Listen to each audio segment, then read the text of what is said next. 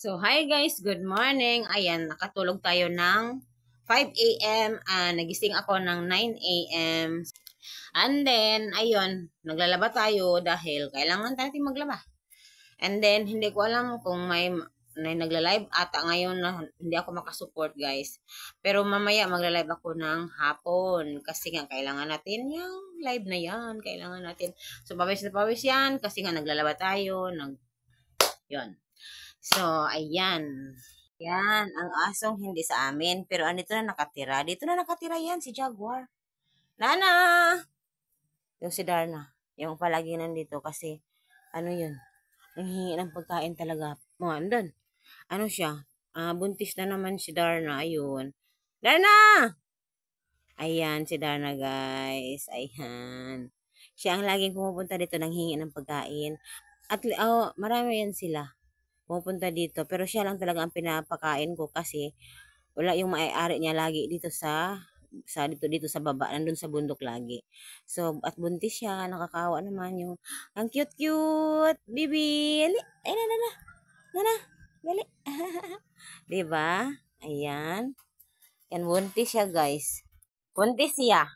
Buntis, malaki yung tiyan yan, guys. Malaki yung tiyan.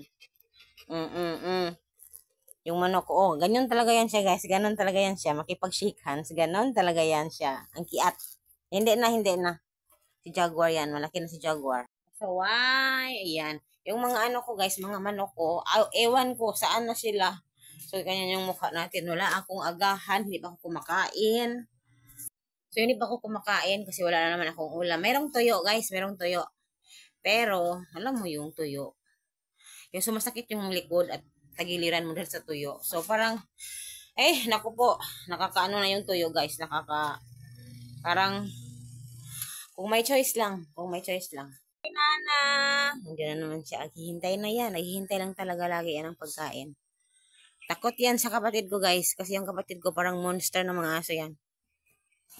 Ayaw na. Mais lang pa. Ay, wala ko kwarta lagi, no.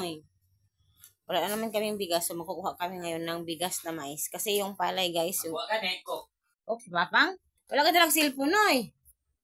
Ito yung kapatid. Ayan. Mais ang ako kakainin namin dahil nga less sugar.